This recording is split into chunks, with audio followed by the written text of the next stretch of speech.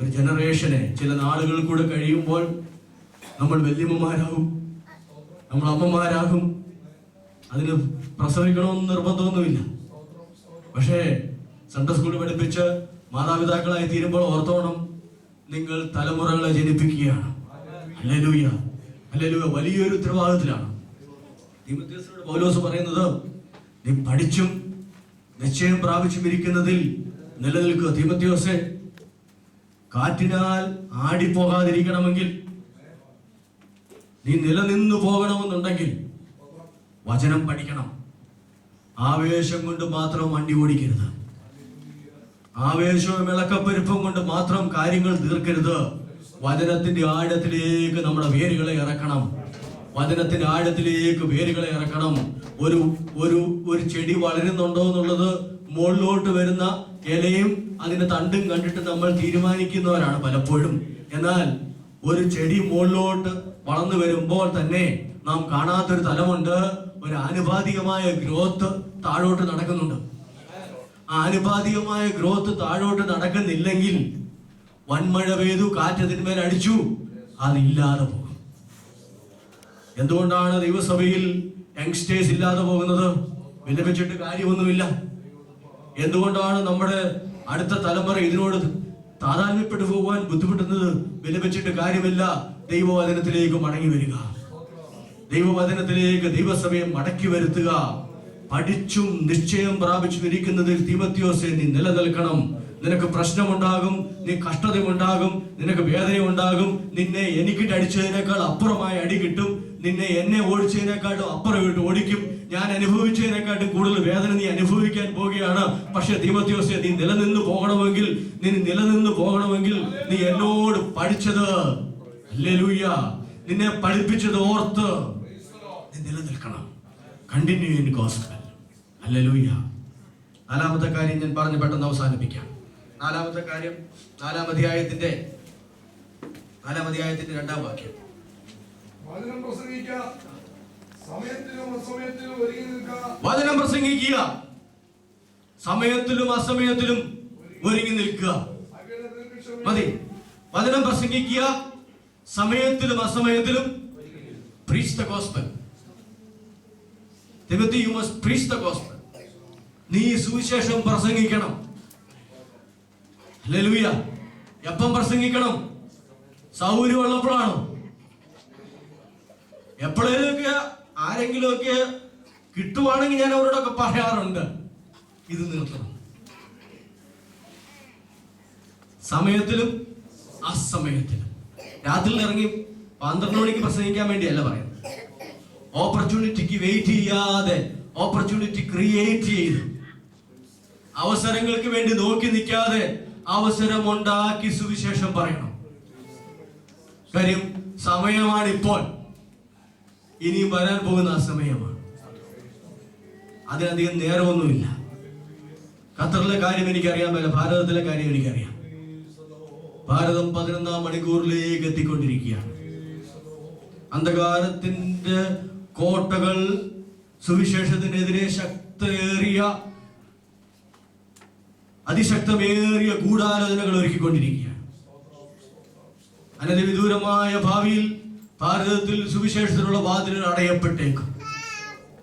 പക്ഷേ നീ ഉണർന്നേ മതിയാവൂ തീമോഥെയോസേ. നിന്റെ ഉറക്കം നിർത്തണം. നീ ഉറങ്ങാനുള്ള സമയമല്ലിത്. സമയത്തിന് വേണ്ടി നോക്കിയിരിക്കാതെ സമയത്തിലും അസമയത്തിലും വചനം പ്രസംഗിക്കുക. ഹല്ലേലൂയ. വചനം പ്രസംഗിക്കുക തീമോഥെയോസേ. സുവിശേഷത്തിന് വേണ്ടി സുവിശേഷത്തെ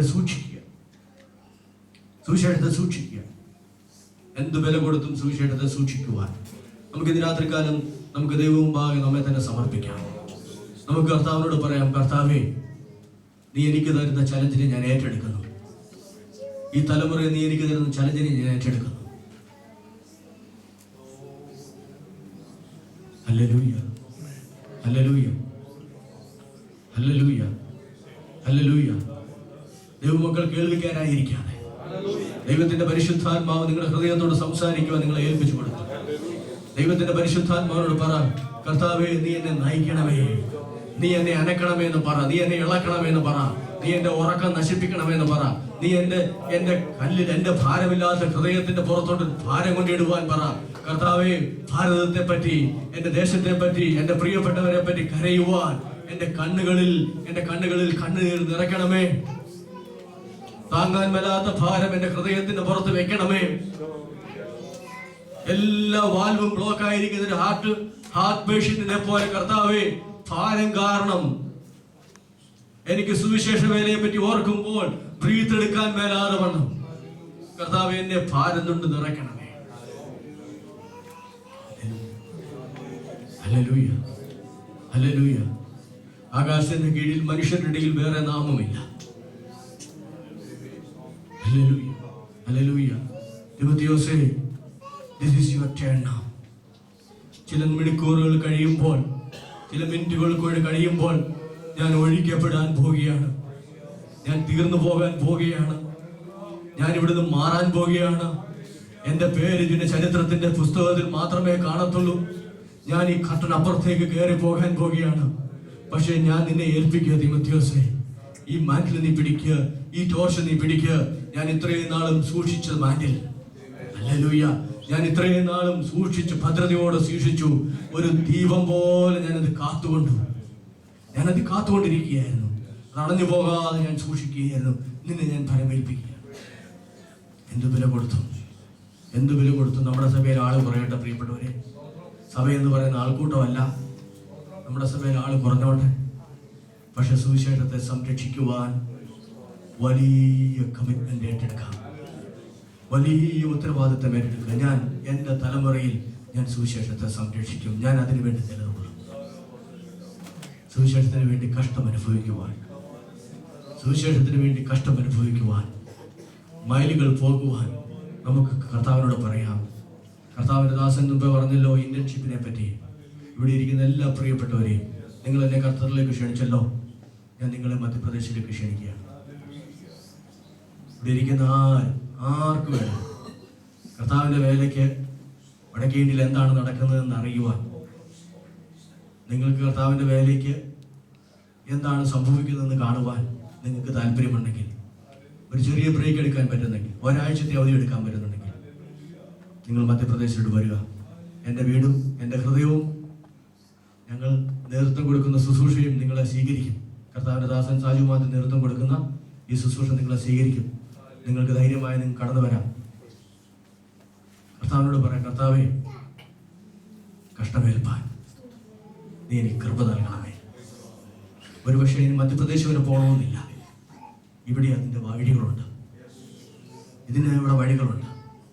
പടചേർത്തവനെ പ്രസാദിപ്പിക്കാത്ത ഒരു ജീവനകാര്യത്തിലും ഇടപെടുന്നതായിരിക്കുന്നത് കഷ്ടമേൽക്കുകയാണ്. നീ വാഴാൻ പോകുകയാണ്.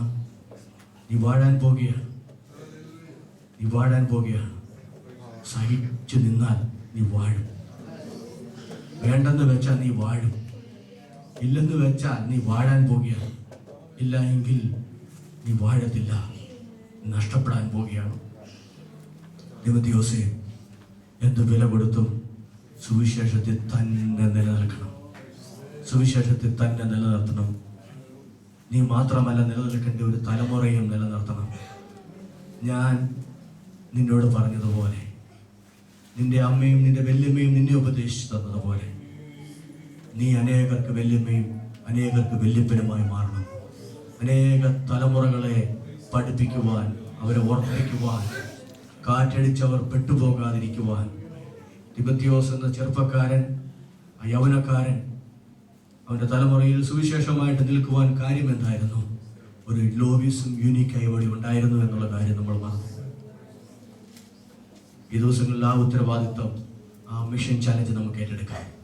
കർത്താവേ, നീ എന്നെ ഏൽപ്പിച്ച സ്ഥലത്ത് എൻ്റെ മക്കളെ, നീ എനിക്ക് ദാനമായി എൻ്റെ സഭയിൽ തന്ന മക്കളെ ഞാൻ വചനം പഠിപ്പിക്കും, അവരെ ഉറപ്പിക്കും, അവരിലേക്ക് നിന്റെ വചനം ഞാൻ എത്തിക്കും.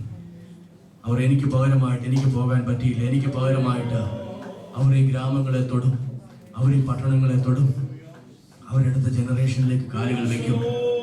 എൻ്റെ ആഗ്രഹം മുഴുവൻ ഞാൻ അവരിലേക്ക് ഇഞ്ചക്ട് ചെയ്യും. എൻ്റെ മനസ്സ് മുഴുവൻ ഞാൻ അവരെ എൻ്റെ ഹെഡല്ല, എൻ്റെ തലയിലിരിക്കുന്ന കുറേ കാര്യങ്ങളല്ല, എൻ്റെ ഹൃദയം ഞാൻ അവരിലേക്ക് പങ്കുവെച്ച